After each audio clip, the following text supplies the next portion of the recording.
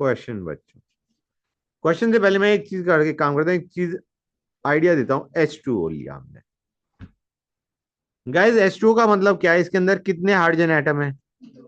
दो hydrogen atom है और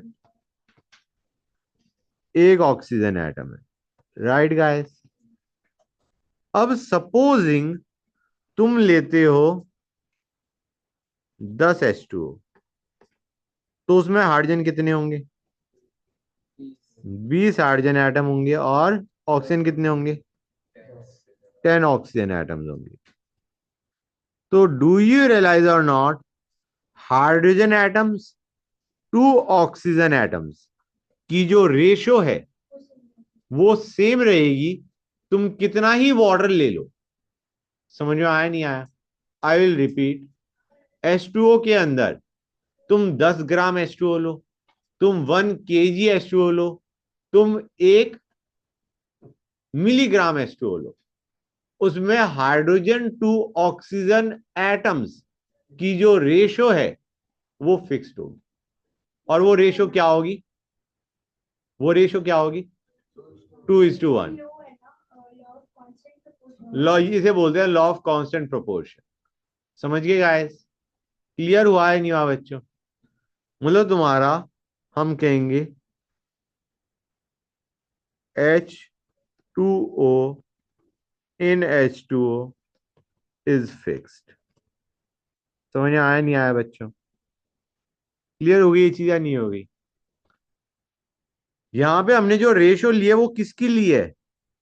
atoms of hydrogen two atoms of oxygen in H2O। समझ में आ रहा है नहीं आ रहा है बच्चों? हाइड्रोजन के जितने एटम्स होंगे H2O में डिवाइडेड बाय ऑक्सीजन के जितने एटम्स होंगे H2O में, उसकी रेशो फिक्स्ड है, जो कि यहां पे रेशो क्या है? 2:1। क्लियर है यहां तक बच्चों? अब ये जो हमने रेशो ली, ये ली नंबर ऑफ एटम्स की। ये रेशो किसके लिए? नंबर ऑफ एटम्स की। Number of atoms of hydrogen to number of atoms of oxygen in a compound, in our H2O molecule. ठीक है ना बच्चों? क्या हम यही रेशो मास में भी ले सकते हैं? नंबर ऑफ एटम्स की रेशो, मास की रेशो। तुम देखो गाइस, ये दोनों ही चलेंगे। कैसे चलेंगे गाइस? H2O का मॉलिक्यूलर मास कितना होता है? नंबर ऑफ एटम्स की बात करते हैं। की रेशो, KI की रेशो। हाँ बेटा, मैं ही कह रहा था H2O का मॉलिक्यूलर मास क्या है? 18। 18 कैसे आता है? दो हाइड्रोजन का हो गया, दो एटम्स है हाइड्रोजन के, 2:1। और ऑक्सीजन का कितना होता है? 16 बच्चों। 18। 18 AMU is the molecular mass and 18 grams is the mass of 1 mole. 18 AMU is the molecular mass। एक मॉलिक्यूल का मास 18 AMU है और एक मोल मॉलिक्यूल का मास 18 ग्राम है। समझ आ रहा है नहीं आ रहा है बच्चों? अब आइडिया ये ठहरा, इसमें हाइड्रोजन कितना था? 2 ग्राम।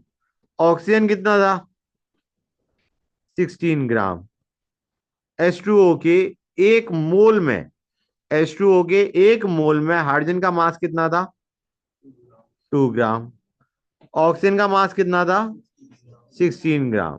तो मास रेशो क्या आ जाएगी guys? 1:8।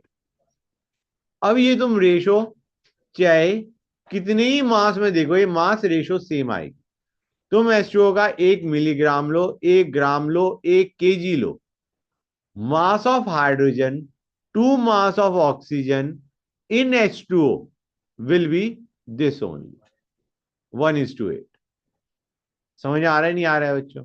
Mass of hydrogen to mass of oxygen in the molecule is fixed. Clear हुआ है नहीं हुआ बच्चों? गुड। यहां तक समझिए ना कि एटम्स की रेशो या उनके मास की ratio is fixed in a compound. Got it और नॉट? एक कंपाउंड के अंदर एटम्स की रेशो देखो या उनके मास की रेशियो देखो, which are forming the molecule. Hydrogen और ऑक्सीजन से मॉलिक्यूल बन रहा है, उनकी मास की रेशियो देखोगे, it is going to be fixed. Clear है यहां तक? कोई डाउट किसी बच्चे को? गुड। तो अब मैं आता हूं क्वेश्चन पे। Question number 1, find simplest formula of compound having 50% element A and 50% element B. Atomic mass of A is 10 and B is 20 respectively.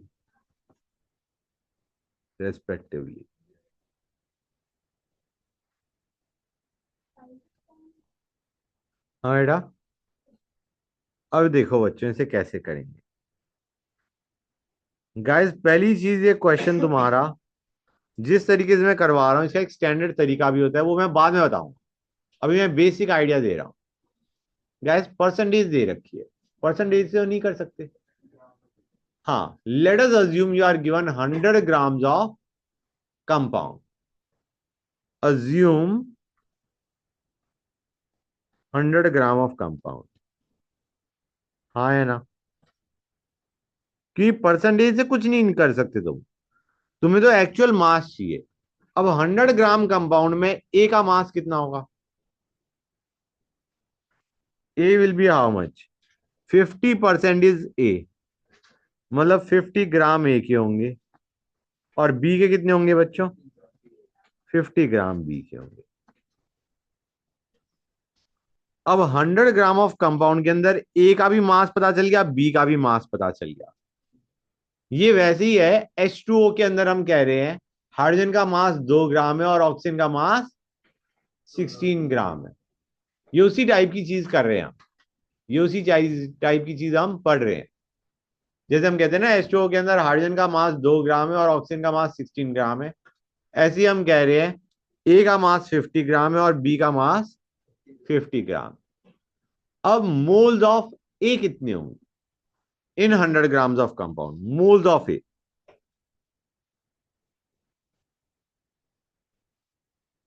It will be grams by, formula क्या लगाओगे बच्चों? Given mass by atomic mass. ये तो हमारा ए और B element का मास पता चल रहा है ना बेटा? समझ में आ रहा है नहीं आ रहा है? हमें मोल्स ऑफ ए चाहिए, it will be given mass by atomic mass of A. Atomic mass of A कितना था? 10। 5 मोल ए के हैं। मोल्स ऑफ बी कितने हैं? ग्राम्स बाय एटॉमिक मास बच्चों, विल बी 5/2। समझ में आ रहा है नहीं आ रहा है बच्चों? क्लियर होगी ये चीज? ये जो हमारे मोल्स ए के और बी के निकल के आए हैं, ये कितने मास ऑफ कंपाउंड में है? 100 ग्राम ऑफ कंपाउंड में। 100 ग्राम ऑफ कंपाउंड में ए के मोल इतने हैं, बी के मोल इतने हैं। अब मैंने तुम्हें बताया था नहीं बताया था कि मोल्स या नंबर ऑफ पार्टिकल्स की रेशियो तो फिक्स होती है कंपाउंड में। हाँ है ना? मतलब हाइड्रोजन के अगर 2 हैं तो ऑक्सीजन का 1 है, हाइड्रोजन के 4 हैं ऑक्सीजन के 2 हैं, हाइड्रोजन के 6 हैं ऑक्सीजन के 3 है। Idea is that ratio is 2:1। तो यहां पे इस कंपाउंड के अंदर भी ए के और बी की जो रेशियो है, एटम्स की जो रेशियो है, वो सेम होनी चाहिए। रेशियो तो फिक्स्ड होगी। हाँ है ना बच्चों? तो late us find out the simplest ratio between these two. Simplest ratio क्या आएगी बच्चों? डू यू रियलाइज तुम एक काम कर सकते थे? मेरे को चाहिए, मैं वैसे तो कह रहा था, मैं इस कंपाउंड को क्या लिख सकता था? मैं इस कंपाउंड को लिख सकता था, ए के कितने मोल हैं? 5। और बी के कितने थे? 5/2। We can say this is the formula of compound, कह सकता हूं नहीं कह सकता? लेकिन हमें तो सिंपलेस्ट रेशो चाहिए, रेशो इससे रेशो फिक्स रहती है, हाँ है ना? हमें रेशो चाहिए। रेशो कैसे लोगे गाइस? कुछ बच्चों को रेशो लेना आता होगा, जिनको दिक्कत आ रही है उनको मैं बता दूं। सबसे पहले वो क्या करा करो, डिनोमिनेटर में कुछ मत रखो। डिनोमिनेटर में 2 आ रहा है ना, सबसे पहले 2 से मल्टीप्लाई कर दो। जो डिनोमिनेटर का जो एलसीएम है, ये 5/1 है, ये 5/2 है, तो मल्टीप्लाई द होल बाय 2। तो ये बन जाएगा A10B5, बन जाएगा नहीं बन जाएगा? बन जाएगा बच्चों, मैंने 2 से मल्टीप्लाई कर दिया, ए को भी बी को भी। और अब सिंपलेस्ट रेशियो ले लो, 10 और 5 की सिंपलेस्ट रेशियो क्या आएगी? 2:1। 10:5 इज सेम एज 2:1। ये हमारा बन गया A to B। This is the simplest formula of the compound, clear और not? Formed by elements A and B। समझे या नहीं समझे गाइस? कितने बच्चों को ये चीज क्लियर हुई जो मैंने अभी बताई है? तुम्हें परसेंटेज अगर दे रखी है तो सबसे पहले तुम क्या अज्यूम करोगे? 100 ग्राम कंपाउंड। जो परसेंटेज है वही तुम्हारा क्या बन जाएगा? मास। जरूरी है हर बार 100 ग्राम ही लेना है? मान लो कोई ऐसी अगर परसेंटेज दे रखी है हाँ, तो अज्यूम कर लो 100 ग्राम। अज्यूम करना है। रेशो, फिर रेशो लोगे एंड में तुम रेशो लोगे तो फर्क नहीं पड़ता। भाई चांस तुम 200 ग्राम कंपाउंड लोगे तो उसमें ए का कितना मास आ जाएगा? 100 आ जाएगा। बी का कितना आ जाएगा? 100 आ जाएगा। मोल्स भी डबल हो जाएंगे, ए के मोल्स 10 आ जाएंगे, बी के मोल्स 5 आ जाएंगे। लेकिन जब तुम रेशो लोगे उनकी, एंड स्टेप करोगे, तो रेशो फिर से तुम्हारा आंसर A to B ही देगा। समझे या नहीं समझे? I will repeat it once more. जब भी तुम्हें परसेंटेज दे रखी है एलिमेंट्स की in a compound, assume 100 grams of compound, ठीक है ना बच्चों? अब वही जो परसेंटेज है वही तुम्हारा क्या बन चुका है अब? मास। जो परसेंटेज थी वही तुम्हारा मास बन चुका है डिफरेंट एलिमेंट्स का इन द कंपाउंड। जब 50% था, 50% था, वही मास बन गया ए और बी का इन द कंपाउंड। अब हम उसके मोल निकालेंगे, दोनों के मोल निकालेंगे, ए के भी मोल निकालेंगे, बी के भी मोल निकालेंगे। दोनों के मोल्स निकल गए। अब हम उनको लिख देंगे A5B5/2 जो हमने लिखा। अब हमें उसकी सिंपलेस्ट रेशो चाहिए। सिंपलेस्ट रेशो कैसे निकालोगे? सबसे पहले हो यू मल्टीप्लाई बाय डिनोमिनेटर। हाँ, कर सकते हो, वो डिपेंड करता है। मैं समझाने का तरीका ये है कि सबसे पहले डिनोमिनेटर को हटा दो, डिनोमिनेटर में 1 आने दो, और उसके बाद सिंपलेस्ट रेशियो ले लो। समझे या नहीं समझेगा ये चीज? कितने बच्चों को ये चीज क्लियर हो गई है? हर एक को क्लियर हो गया? सर एक बार आप मोल्स ऑफ हाँ बेटा बोलो, एक बार आप मोल्स। ए जहां से निकाले थे ना सर, वहां से एक बार फिर से एक्सप्लेन कर दो प्लीज। अच्छा, मतलब मोल्स ऑफ ए कैसे निकाले थे ये बताना है ना, मतलब नहीं सर, कैसे? मोल्स ऑफ ए के बाद जो भी जितने भी स्टेप्स थे एक बार फिर से बता दो प्लीज। मोल्स ऑफ ए तो समझ गए हो, या ये भी अलग भी बताना है? नहीं नहीं सर, ये तो आता है सर, समझ गया। मोल्स ऑफ बी के लिए उसका मास, बी का mass by atomic mass of B से डिवाइड कर दो। समझ गए? गिवन जी सर, जी sir. Given mass by atomic mass करते हैं ना। हाँ हाँ। ए के लिए हमारा गिवन मास बाय उसका एटॉमिक मास, बी के लिए बी का गिवन मास बाय उसका एटॉमिक मास।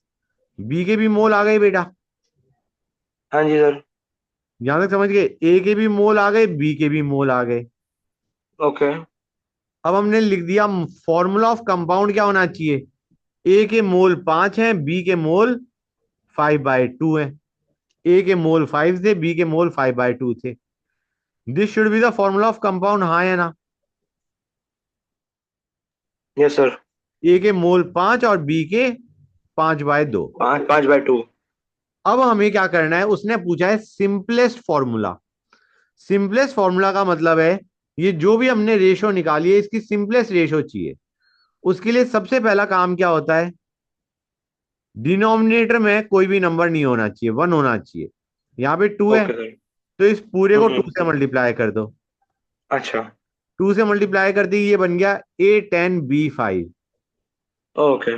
ये 2 से मल्टीप्लाई किया, इसको 2 से मल्टीप्लाई किया, हाँ A10। हाँ सर। अब हम इसकी सिंपलेस्ट रेशियो ले लेंगे 10 और 5 की, वो होती है 2:1। तो इसको मैं ओके सर। A2B1 लिखना चाहिए, लेकिन मैंने 1 को हटा दिया, A2B लिख दिया simply. It is actually A2B1।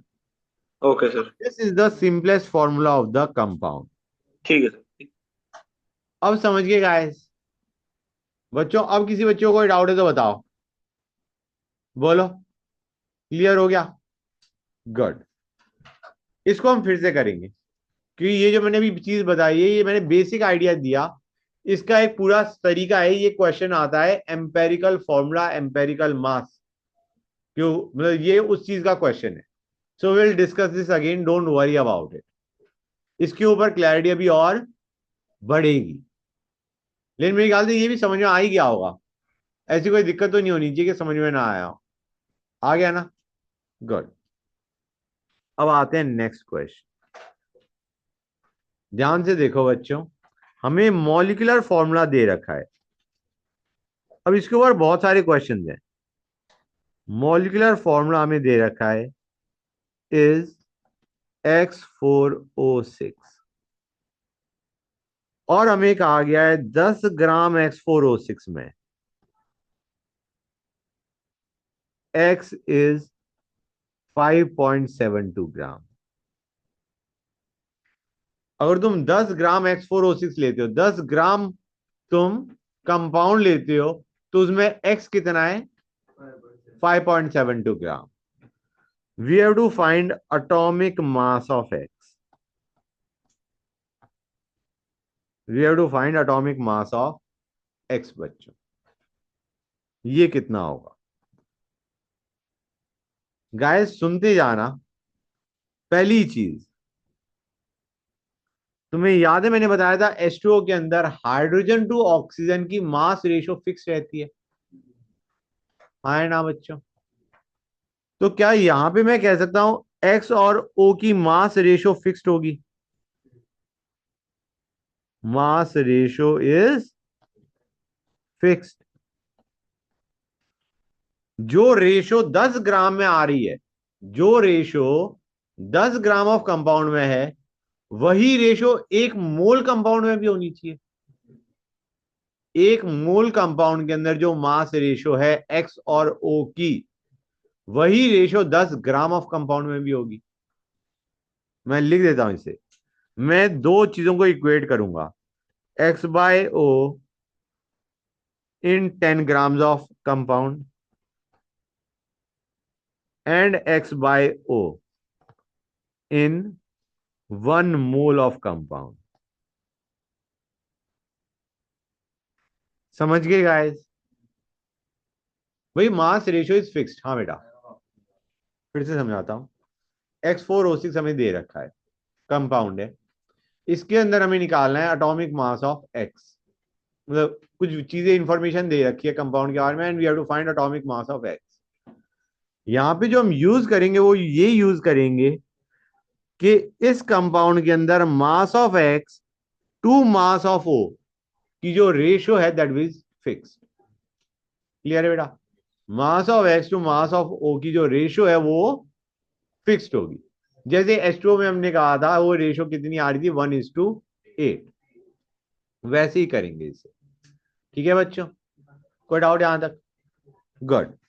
तो हम कहेंगे 10 gram compound, 10 gram of X4O6 में जो X2O की रेशियो है, वही रेशियो X और O की होगी in 1 mole of compound. 10 gram compound में जो mass of X to mass of O है, वही रेशियो होगी अगर तुम 1 मोल कंपाउंड लेते हो तो बच्चों। Mass ratio will remain same basically. समझ में आया नहीं आया? कोई डाउट किसी बच्चे को? तो लेट अस स्टार्ट। मैं एटॉमिक मास ऑफ X को X मान लूं, लेट इट बी X बच्चों।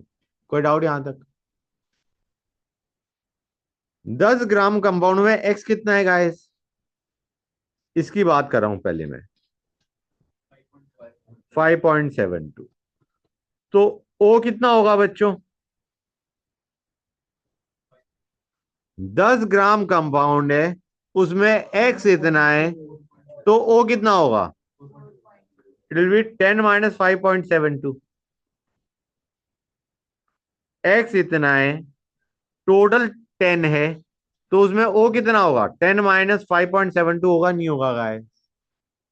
समझे या नहीं समझे गाइस? हर एक बच्चों क्लियर हो गया? गुड। सर इसमें वो 10 - 5.72 कैसे हो गया? बेटा टोटल X4 देखो बेटा, X4O6 में या तो एक्स है या ओ है। हाँ या ना? हाँ सर, हाँ। एक्स है और ओ है। अब ये हम्म। टोटल 10 है और उसमें एक्स 5.72 है, अच्छा, हाँ, ओके ओके, ठीक है सर, समझ गया। तो ओ विल बी 10 - 5.72। ठीक है सर, ओके। गुड। तो यहां तक समझिए गाइस। अब यही रेशो होगी एक मोल कंपाउंड में। एक मोल कंपाउंड में what will be the mass of x? ये सोच के बताओ। 5.72 एक्स की टर्म्स में चाहिए। What is the mass of x? मैं एक काम करूं, मैं इसको वाई बोल देता हूं, नहीं तो बच्चे कंफ्यूज ही होते रहेंगे।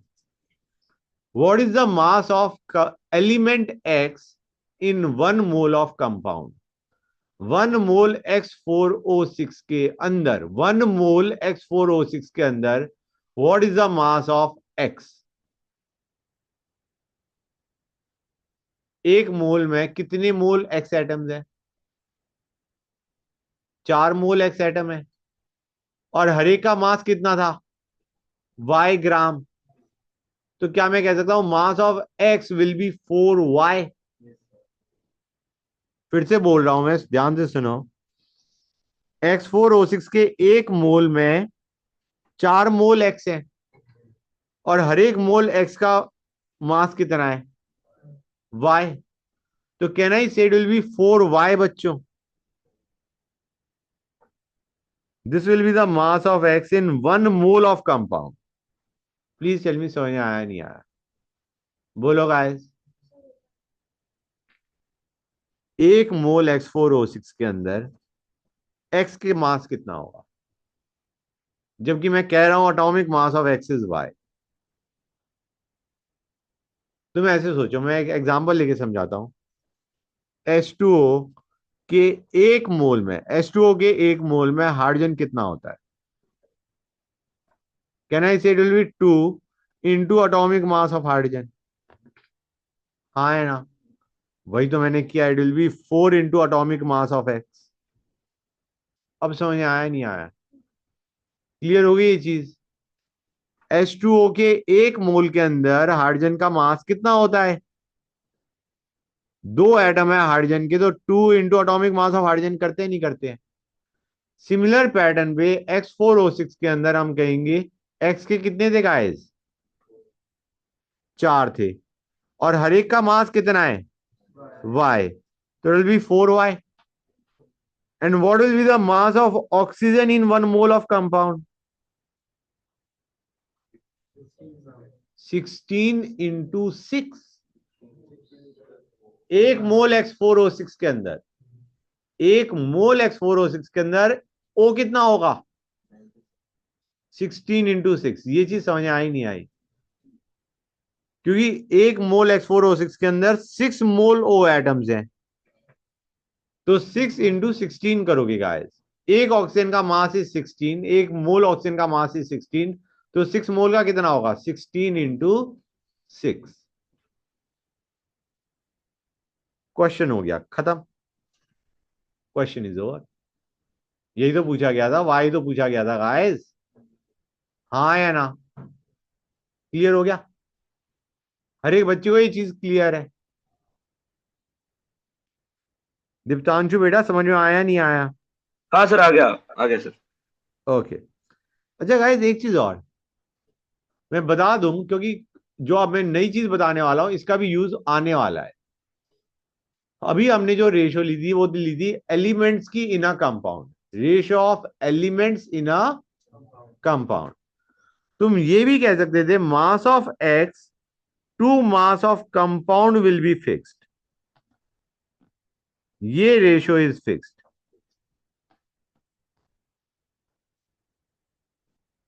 मतलब you don't necessarily have to do for elements. Mass of X to mass of compound will be fixed. अगर मैं ये रेशो लेता हूं दोनों तरफ तो क्या रेशो बनेगी गाइस? 10 ग्राम्स ऑफ कंपाउंड में X कितना था? 5.72 divided by mass of compound कितना है बच्चों? 10 ग्राम में कंपाउंड का मास कितना है? 10 ही तो है। हाँ है ना बच्चों? तो 5.72 अपॉन 10। राइट साइड में ये इक्वेशन क्या बन जाएगी? Right side is more important. X was 5.72, compound was 10 grams. अब एक मोल के अंदर X कितना है? एक मोल के अंदर, एक मोल कंपाउंड के अंदर X कितना है? 4y। तो कंपाउंड का मास कितना होगा? कंपाउंड का मास कितना होगा? 4y plus 16 into 6। करेक्ट। ये चीज समझ में आई नहीं आई? भाई एक मोल कंपाउंड के अंदर X का मास इतना है, O का मास इतना है, हाँ है ना? तो टोटल मास कितना होगा? Mass of x plus mass of O। This denominator में is the molecular mass of X4O6। समझ आ रहा है नहीं आ रहा है बच्चों? लेकिन तुम रियलाइज करोगे सर ये वाली इक्वेशन तो खराब है, ऊपर वाली अच्छी थी। डायरेक्टली y आ रहा था, यहां पे हमें मल्टीप्लाई करना पड़ेगा, सॉल्व करना पड़ेगा, स्लाइटली लेंथी प्रोसेस। हाँ है ना बच्चों? लेकिन ये भी इंपॉर्टेंट है, mass of X to mass of O in a compound is fixed and mass of X to mass of compound is also fixed। Clear हुआ है नहीं हुआ गाइस? समझ गए? किसी बच्चों को डाउट इस क्वेश्चन में? डाउट है तो अभी पूछ लो, कोई दिक्कत नहीं है, नहीं तो नेक्स्ट क्वेश्चन में ये डाउट और क्लियर हो जाएगा, या तो बढ़ जाएगा डाउट अगर है ज्यादा, या फिर कम हो जाएगा, डिपेंडिंग अपॉन तुम्हें कितना समझ में आया है। यहां तक समझ गए ना गाइस? कोई डाउट नहीं ना किसी बच्चे को? All right, question number 3। लग नहीं रहा होगा ये वाला क्वेश्चन, अभी मैं बताऊंगा कि उसी पे बेस है जो भी मैंने बताया है, लेकिन है उसी पे बेस, बता रहा हूं। हाइड्राइटेड सॉल्ट दे रखा है Na2SO4 dot NH2O। It undergoes 55.9% loss in weight on heating and becomes anhydrous।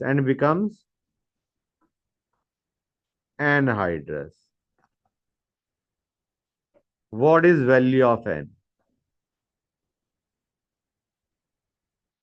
बच्चे कहेंगे सर ये तो पता नहीं क्या बोल गया, सिर के ऊपर से चला गया, ऐसा ही लग रहा है।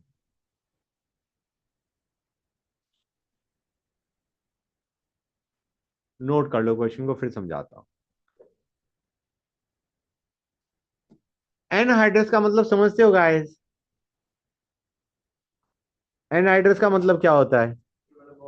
वाटर निकल चुका है। तो अब ये कहना चाह रहा है कि इसमें वाटर कितना था? वाटर बाहर निकलने के बाद तुम्हारा लॉस इन वेट आ रहा है, हाँ है ना? वाटर बाहर निकल गया हीट करने पे और उससे आ गया लॉस इन वेट। अब ये कह रहा है 55.9% लॉस इन वेट है। पहले टोटल का निकाल लिया। टोटल मान लो 100 ग्राम था, टोटल मान लो कितना था? 100 ग्राम। तो उसमें वाटर कितना था बच्चों? हाँ, 55.9 ग्राम। ये चीज समझ में आई नहीं आई? 100 ग्राम कंपाउंड के अंदर वाटर कितना था? 55.9। ये चीज कितने बच्चों को दिक्कत दे रही है? इससे हमें पता चल रहा है, इस स्टेटमेंट से हमें पता चल रहा है भाई जो लॉस इन वेट आ रहा है वो वाटर की वजह से आ रहा है। दैट मीन्स वाटर कितना रहा होगा, 55.9 ग्राम। समझे या नहीं समझे गाइस? जो लॉस आ रहा है वो किसकी वजह से आ रहा है, वाटर की वजह से। और वाटर ये कह रहा है वाटर का लॉस कितना है, 55.9% लॉस है। मतलब 100 ग्राम कंपाउंड के अंदर वाटर कितना था, 55.9 ग्राम। क्लियर है बच्चों? गुड। अब इसने पूछा है what is the value of N. तुमको सर अब भी समझ नहीं आया क्वेश्चन कैसे करना है। ध्यान से देखो, mass of water to mass of compound ले लेते हैं इस बार पहले। ये रेशो फिक्स्ड होगी, होगी नहीं होगी? Mass of water to mass of compound, compound ये पूरा है बच्चों, Na2SO4 मत कह देना, Na2SO4 dot NH2, this whole is a compound. Mass of water to mass of compound की रेशो फिक्स्ड होगी या नहीं होगी? ये रेशो फिक्स्ड होगी चाहे तुम 100 ग्राम कंपाउंड लो या तुम 1 मोल कंपाउंड लो। समझे नहीं समझे गाइस? चाहे तुम 1 मोल कंपाउंड लो, रेशो फिक्स्ड होगी या नहीं होगी गाइस? बताओ बच्चों, क्लियर हो गई ये चीज? Mass of H2O to mass of compound is fixed, चाहे तुम 100 ग्राम कंपाउंड में देखो चाहे तुम 1 मोल कंपाउंड में देखो। अब मुझे बताओ 100 ग्राम ऑफ कंपाउंड में H2O कितना था, 55.9। कंपाउंड कितना था, 100 था। हाँ है ना बच्चों? 100 ग्राम कंपाउंड में H2O 55.9। अब H2O 1 मोल इसमें कितना होगा, H2O 18N, सिर्फ N नहीं होगा, NH2 है। मास पूछा था मैंने, मास कितना होगा H2O का, इट विल बी 18N। ये चीज समझ में आई नहीं आई? मास of H2O in 1 mole Na2SO4, भाई 1 मोल में N मोल H2O है। हाँ है ना? एक H2O का मास 18 है, तो NH2O का टोटल मास कितना हो जाएगा, 18N। And what will be the mass of 1 mole compound बच्चों, 18N plus mass of Na2SO4। Na2SO4 का निकाल लोगे बच्चों? निकालना का है, सोडियम का 23 होता है, सल्फर का 32 होता है, ऑक्सीजन का 16 होता है। जरा बताना ये वैल्यू कितनी आएगी, 23। सल्फर का 23 है। हाँ बेटा, 123 oh come on, sulphur is 32। 132 sir 271, sorry 71, एक मिनट रुक जाओ बच्चों, 71। मैं हो गया परेशान, हर एक बच्चा अलग आंसर दे रहा है यार। कम ऑन, क्या कर रहे हो बच्चों? अरे ऑनलाइन छोड़ो, ऑफलाइन वाले सारे बच्चे अलग अलग आंसर दे रहे हैं।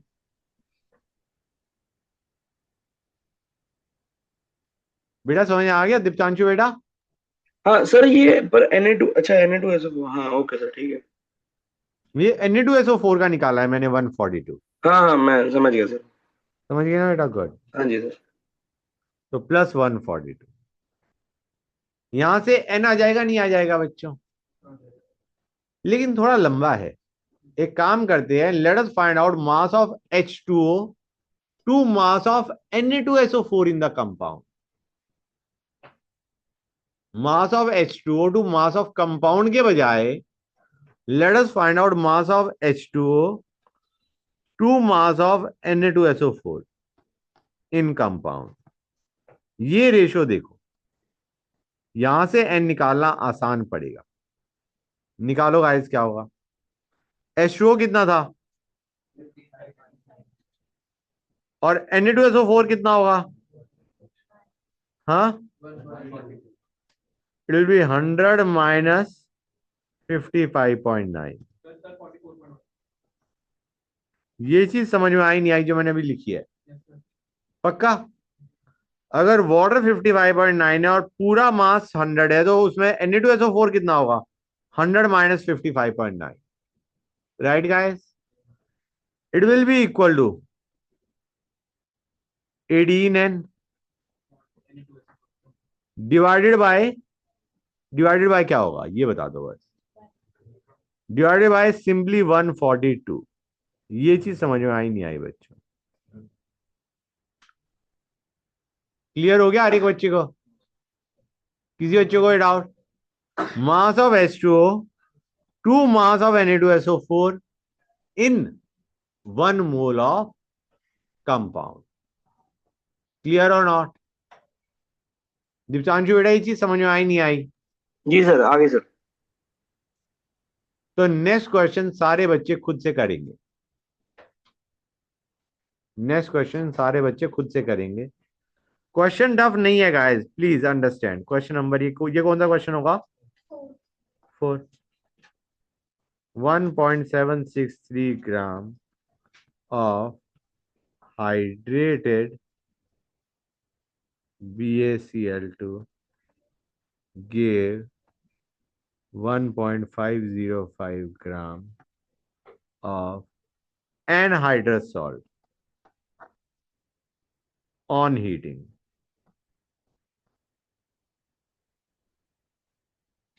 What is formula of hydrate? हाँ बेसिकली BaCl2 तो है ही। फॉर्मूला ऑफ हाइड्रेट में हमें क्या चीज मिसिंग है? पानी कितना है? Formula will be BaCl2 dot NH2। हमारा क्वेश्चन है N की वैल्यू निकालना। निकालो गाइस। सिर्फ एक्सप्रेशन ये कहीं पूरा आंसर निकाल के बताओ मुझे।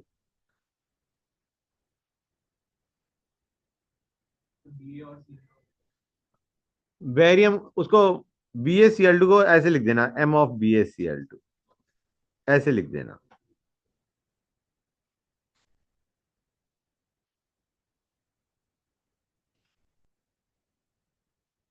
Try it out guys, it will take some time, कोई बात नहीं। कुछ बच्चों का हो सकता है निकल जाए, कुछ का ना निकले, कोई बात नहीं, लेकिन ट्राई जरूर करो।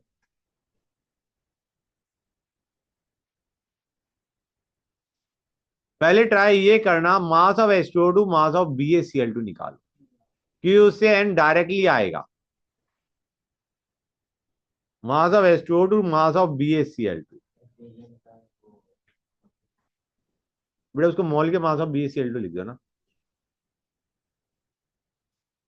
जैसे हमने लिखा था ना ऊपर। कहाँ लिखा था? ये लिखा था यहाँ पे, मैंने पहले लिखा था ना मॉल का मास ऑफ Na2SO4, उस तरीके से लिख के बता देना।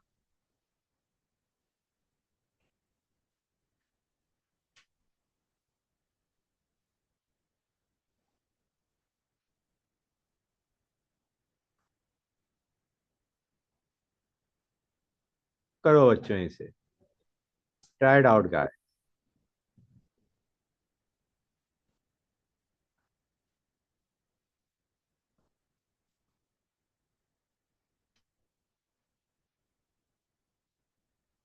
हो जाए तो बता देना।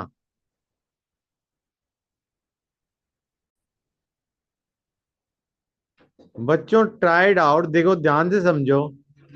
हमें दे रखा है ये मास था BaCl2 डॉट NH2 का। ये जो मास है ये किसका है? इसका पूरे का। और उसमें BaCl2 का मास कितना है? इतना। मतलब 1.763 gram of this contains 1.505 gram of this. ये चीज समझ आई नहीं आई? क्लियर हो गया? 1.763 gram of this contains 1.505 gram of this. अब हमें निकालना है व्हाट इज N। हम कहेंगे बच्चों ध्यान से देखो, वाटर पहले वाले में कितना है? पहले वाले में वाटर कितना है? 0.25 1.763 माइनस 1.505। न्यूमरेटर में ये क्या बता रहा है बच्चों? Mass of water by mass of BaCl2। ये हम किसकी रेशो ले रहे हैं गाइस? This to this. यही रेशो होगी एक मोल में। एक मोल में तुम्हारा H2O कितना है? और ये कितना होगा? इतना बच्चों। समझे या नहीं समझे? हाँ, ये सही है। तुमने जो किया है, तुमने ये किया है 1.763 माइनस 1.505 बाय 1.763। तुमने जो रेशो लिया है वो लिया है दिस टू होल। तो राइट साइड में भी it will be water upon whole 18N plus BaCl2। समझे या नहीं समझे बेटा? क्लियर हो गई ये चीज? बिल्कुल क्लियर है। मतलब ये जो पहला एक्सप्रेशन है उसमें हमने दिस टू दिस लिया है। सेकंड एक्सप्रेशन में हमने दिस टू होल लिया है। कितने बच्चों को ये चीज क्लियर हो गई? किसी को कोई डाउट यहां तक? Good, that is great. Question number ये कौन सा था? 5 था। 6 पे आ जाओ। अच्छा, 5। 5 इट इज। हमें दे रखा है X is a molecule. We are given a molecule X। there are 21 there are 21 atoms of carbon per molecule of X.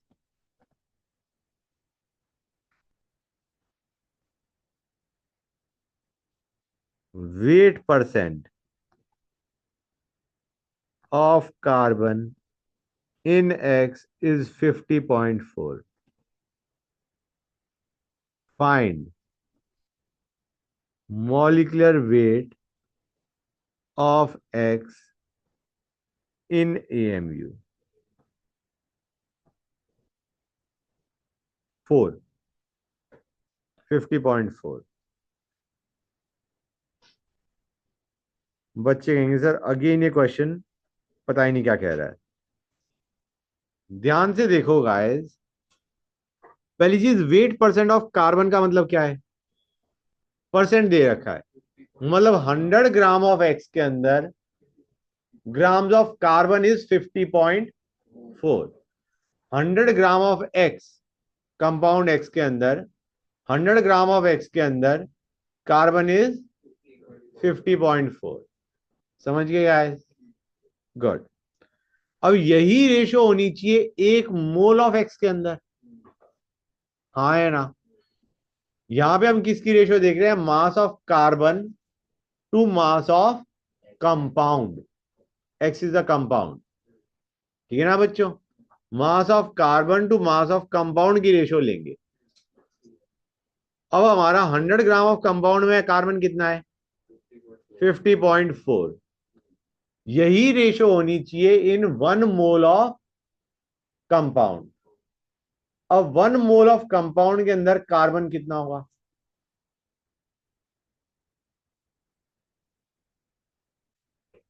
अभी ये एएमयू जो इसने पूछा ना, atomic molecular mass of X in AMU, उसको अभी फॉर द टाइमिंग एएमयू को चिंता मत करो। AMU don't worry about AMU.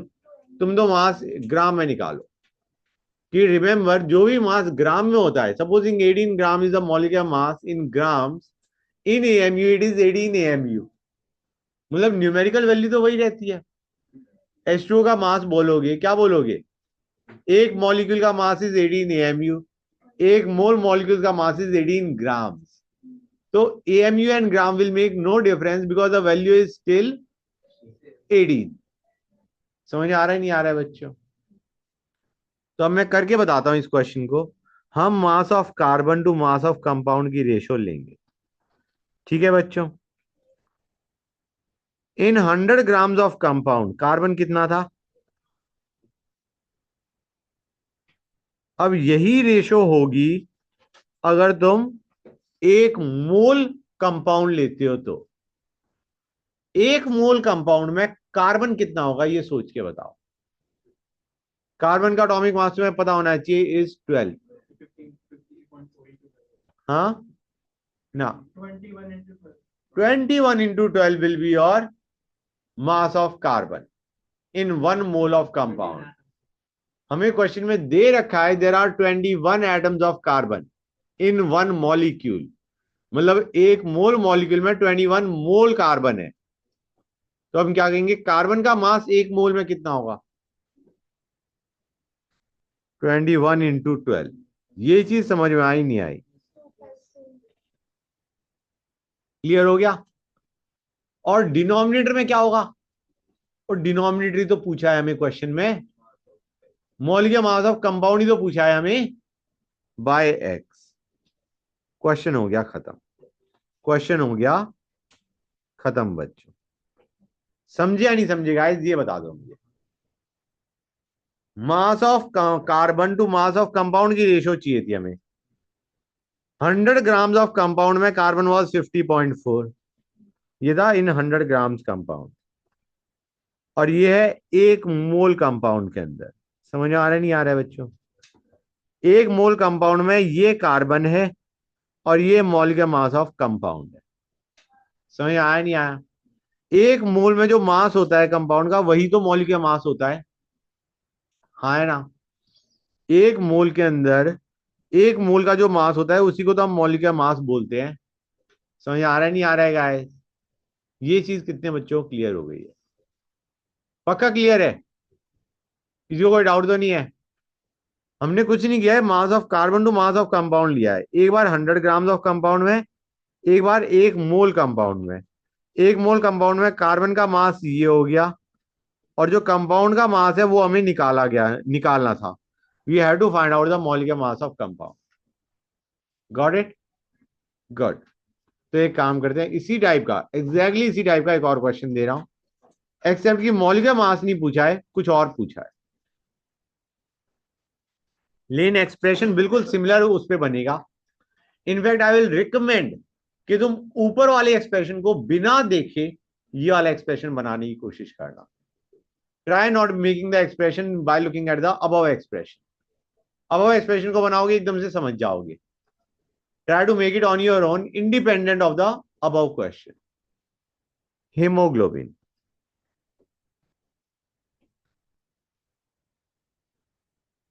Contains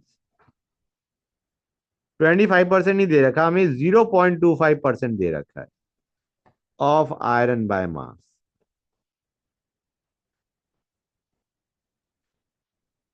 molecular mass of hemoglobin is 89600। number of iron atoms per molecule of hemoglobin is। और हमें कहा गया है एटॉमिक मास ऑफ आयरन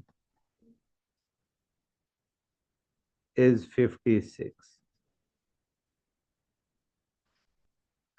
ऊपर वाले एक्सप्रेशन को मत देखना guys, try doing it on your own. Okay, don't look at the above expression. Above को देखोगे तो एकदम से आंसर दे दोगे।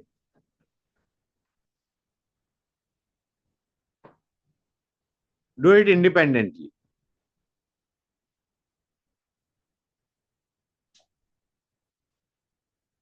अच्छा गाइस एक चीज और है, पर मॉलिक्यूल में पर नंबर ऑफ एटम्स पूछे गए हैं। हमने तो मोल के हिसाब से करा है। फर्क क्या पड़ता है? एक मॉलिक्यूल में H2O के दो हाइड्रोजन एटम्स होते हैं, एक मोल H2O में दो मोल एटम्स होते हैं। गेटिंग द आइडिया और नॉट? समझ आया नहीं आया? मतलब तुम मॉलिक्यूल में नंबर ऑफ एटम्स देखो या मोल मॉलिक्यूल में मोल एटम्स देखो, बात तो वही है। हाँ है ना बच्चों? तो इट मेक्स नो डिफरेंस। तुम पर मॉलिक्यूल भी सोच सकते हो, पर मोल मॉलिक्यूल भी सोच सकते हो। ओके, करो इसे। किस चीज की रेशो लोगे गाइस, सोच के बताओ। Fe upon compound basically, correct. Fe upon compound लेंगे। एक साइड में क्या होगा? हाँ, क्या होगा रेशो? 0.25/100। 0.25% है। 100 में 0.25 है, 100 में 0.25 है।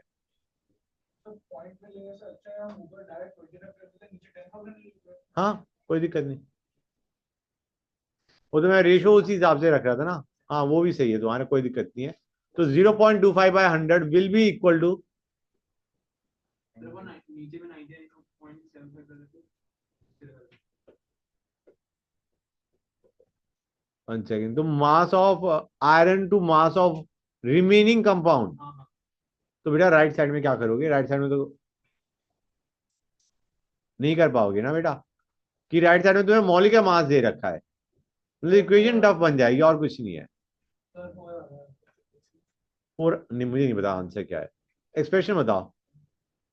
0.25/100 is equal to 56x/89600। Perfect. Expression सही बनाए नहीं बनाए बच्चों? एक्सप्रेशन बनेगा, हम देखेंगे आयरन टू कंपाउंड की रेशो। आयरन टू कंपाउंड की रेशो देखेंगे हम। आयरन था 0.25 gram in how many grams of compound? 100 grams of compound. यही रेशो होगी एक मोल मॉलिक्यूल में या एक मॉलिक्यूल ऑफ हीमोग्लोबिन में। एक मोल में सोचो या एक मॉलिक्यूल में सोचो, यही रेशो होगी। जब वो क्वेश्चन में पर मॉलिक्यूल पूछा तो हम भी मान के चलते हैं पर मॉलिक्यूल की बात कर रहे हैं। ठीक है ना गाइस? पर मॉलिक्यूल में मान के चलो, पर मॉलिक्यूल में मान के चलो आयरन के कितने एटम्स हैं? एक्स। हर एटम का मास कितना होगा? 56 AMU, राइट? तो टोटल मास ऑफ आयरन क्या हो जाएगा? 56x। एक आयरन एटम का मास इज 56 और x एटम्स ऑफ आयरन है एक मॉलिक्यूल में। This is the mass of iron in one molecule of haemoglobin divided by molecular mass of haemoglobin. एक मॉलिक्यूल का मास जो कि क्या था? 89600। ये चीज समझ में आई नहीं आई? क्लियर हुआ है नहीं हुआ? लेफ्ट वाले में तो समझ आ गया होगा, आयरन टू कंपाउंड। अब बेटा ऐसे मान के चलो, हीमोग्लोबिन में मान के चलो तुम्हारे पास कुछ इस टाइप का है, FeX एंड लेट अस से My, कुछ इस टाइप का कुछ हीमोग्लोबिन है। फॉर द टाइमिंग हीमोग्लोबिन ऐसे मान के चलो FeX My है। ठीक है ना? M is the remaining part of haemoglobin. हम कहेंगे इसके अंदर आयरन का मास कितना होगा? X into 56। And what will be the molecular mass of haemoglobin? Question में हमें दे रखा है 89600। पहली जो रेशो हमने ली है वो ली है हमने इन 100 ग्राम ऑफ हीमोग्लोबिन। ये रेशो लिया है एक मॉलिक्यूल ऑफ हीमोग्लोबिन में या एक मोल मॉलिक्यूल ऑफ हीमोग्लोबिन में। ठीक है ना बच्चों? तो एक मॉलिक्यूल ही लिखता हूं मैं, जब मॉलिक्यूल के बारे में बोला गया तो हम मॉलिक्यूल ही सोचेंगे। समझे या नहीं समझे गाइस? कितने बच्चों को ये चीज क्लियर हो गई है बताओ? 100 ग्राम्स ऑफ हेमोग्लोबिन में आयरन इज 0.25। एक मॉलिक्यूल ऑफ हेमोग्लोबिन में let the number of iron atoms be X. तो आयरन का मास हो जाएगा 56x और मास ऑफ हेमोग्लोबिन है 89600। समझे या नहीं समझे गाइस? कितने बच्चों को ये चीज बिल्कुल क्लियर हो गई है जो मैंने अभी तक बताया है? किसी को कोई डाउट यहां तक? बोलो। कोई डाउट नहीं? गुड। अब आते हैं जो सबने सबसे पहला क्वेश्चन किया था। It was actually a question of empirical formula and empirical mass.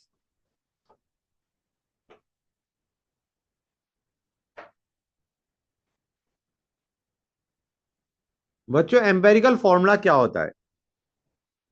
Empirical formula कह रहा हूं मैं, it is the simplest whole number ratio. It is the simplest ratio, whole number ratio rather, simplest whole number ratio of atoms in a molecule of compound। कुछ समझे? जैसे example लेते हैं, बैटरफील आएगी C6H12O6। ये हमारा ग्लूकोज का फॉर्मूला है। इसका अगर मैं एम्पेरिकल फॉर्मूला पूछता हूं तो वो क्या होगा? सिंपलेस्ट होल नंबर रेशियो चाहिए एटम्स की। एक 6 है, एक 12 है, एक 6 है। It can be written as 1:2:1। हाँ है ना? मतलब इसका एम्पेरिकल फॉर्मूला होगा C1H2O1 या फिर सिंपली CH2O।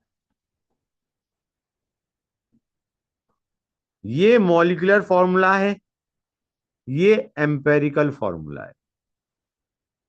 समझी नहीं समझेगा है? क्लियर हो गई हर एक चीज? चीज बच्चे को क्लियर है ना बच्चों? गुड। एक और एग्जांपल लेते हैं, C2H6। इसका एम्पेरिकल फॉर्मूला क्या होगा? गुड।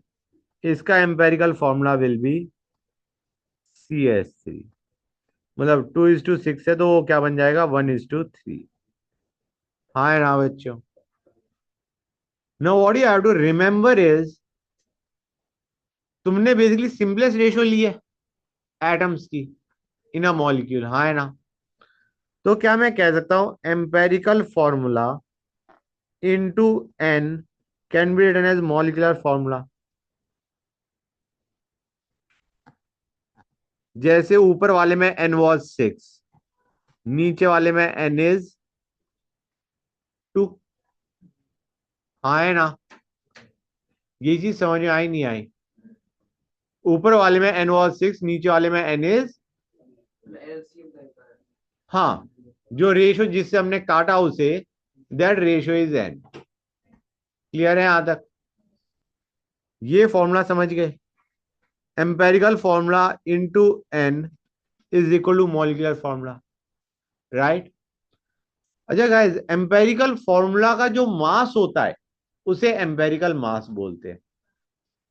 एम्पेरिकल फॉर्मूला जो है हमारा मॉलिक्यूल का, उसका जो मास होता है उसे हम एम्पेरिकल मास बोलते हैं। मतलब मॉलिक्यूलर मास में तो हमने C2H6 लिया, एम्पेरिकल मास में हमने CH3 लिया। तो डू यू रियलाइज जो n है वो तुम्हारा इधर भी चलेगा। Empirical mass into n will be equal to molecular mass. बोलो गाइस। एम्पेरिकल मास, इसका mass into n will be equal to molecular mass. हाँ है ना? क्लियर हो गया हर एक बच्चे को? जो n हमारा मल्टीप्लाई कर रहे थे एम्पेरिकल फॉर्मूला से मॉलिक्यूलर फॉर्मूला निकालने के लिए, वही n होगा एम्पेरिकल मास से मॉलिक्यूलर मास निकालने के लिए। क्लियर है यहां तक? That is good. तो अब इसके ऊपर क्वेश्चन कैसे आते हैं उस पर ध्यान दो। क्वेश्चन लेता हूं मैं। A compound contains 4.04% hydrogen, 29.29% carbon, and 4.04 and remaining chlorine. Its molecular mass is 99 grams. What is empirical formula and molecular formula? Question note कर लो गाइस, उसके बाद मैं समझाता हूं करना कैसे है।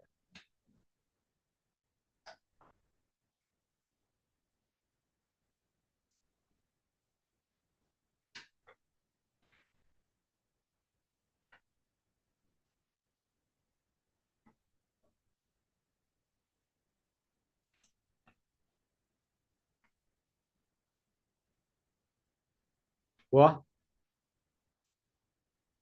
हो गया? तो नोट कर लिया क्वेश्चन? बच्चों देखो इसको कैसे करना है। हम कहेंगे अज्यूम 100 ग्राम्स ऑफ कंपाउंड। ये बिल्कुल पहला क्वेश्चन जैसा ही है। इनफैक्ट जो पहले क्वेश्चन में हमने जो चीज निकाली थी वो हमने एम्पेरिकल फॉर्मूला निकाला था।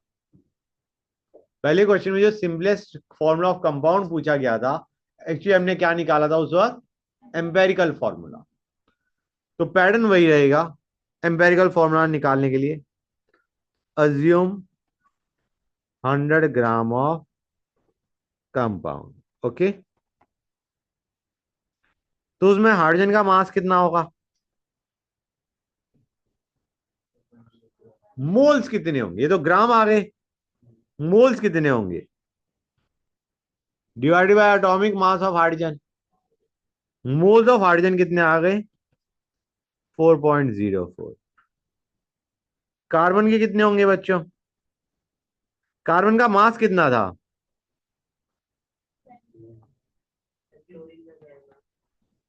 35.5 होता है बेटा। तो कार्बन का कितना था बच्चों? ये 24। Guys it is not this, it is 24.29, my mistake. 24.24 to be exact. ये 49 नहीं है। मेरे को अपनी हैंडराइटिंग समझ में नहीं आई, क्या करोगे? ओके गाइस, क्लियर है यहां तक? 24, ओके। तो ये 24.24 है।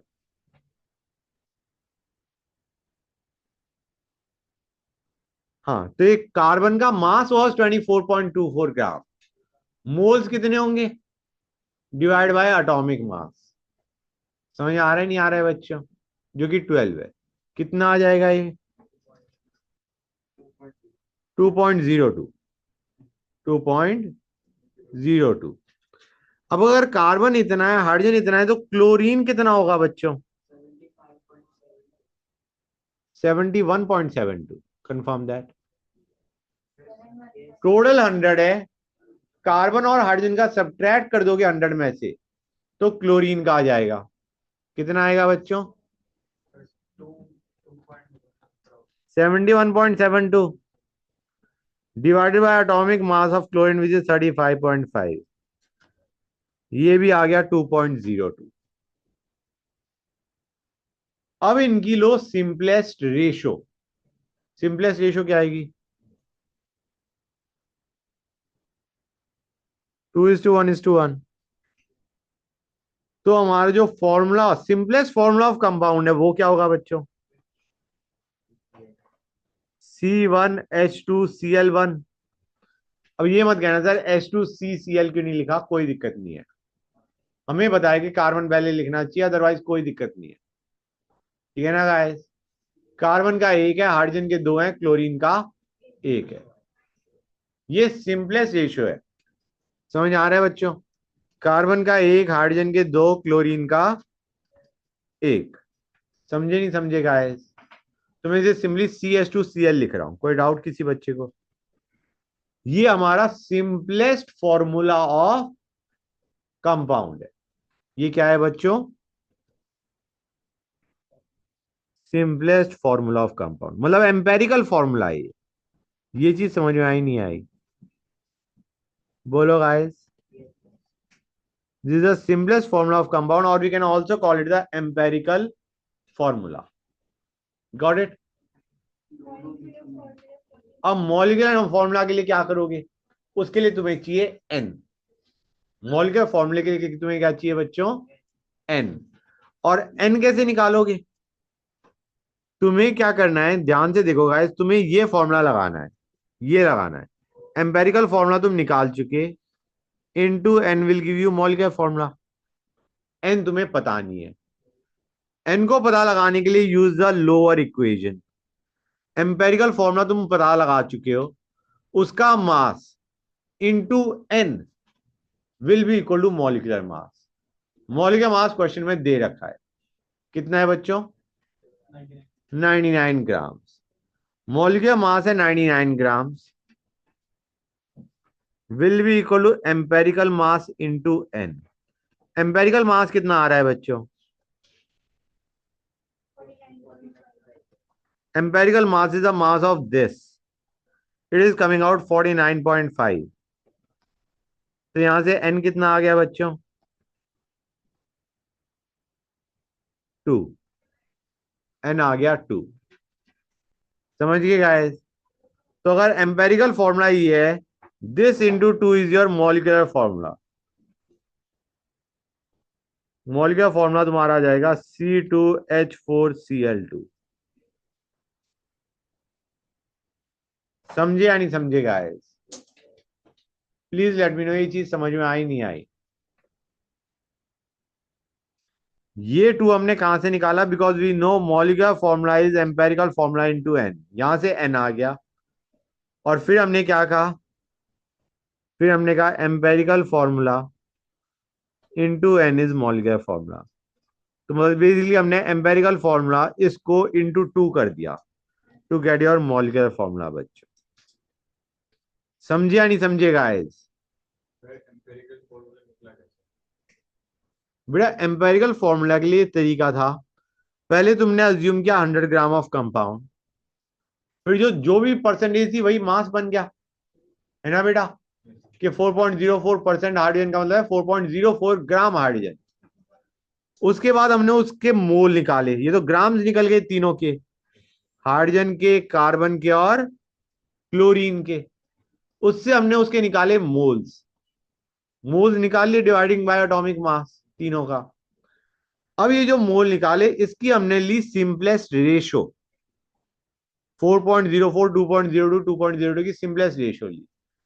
और ये जो सिंपलेस्ट मोलर रेशो आई है, ये जो रेशो आई है, ये जो हमें बताता है this is known as empirical formula. Clear है बेटा? ये जो चीज अभी तुमने निकाली है, इससे तुम्हारा एम्पेरिकल फॉर्मूला निकल के आता है। You related to the first question that you did, ध्यान से देखो, सिंपलेस्ट फॉर्मूला पूछा गया है, एम्पेरिकल फॉर्मूला पूछा गया है, जिसमें 50 ग्राम ए के हैं, 50 ग्राम बी के हैं इन 100 ग्राम्स ऑफ कंपाउंड।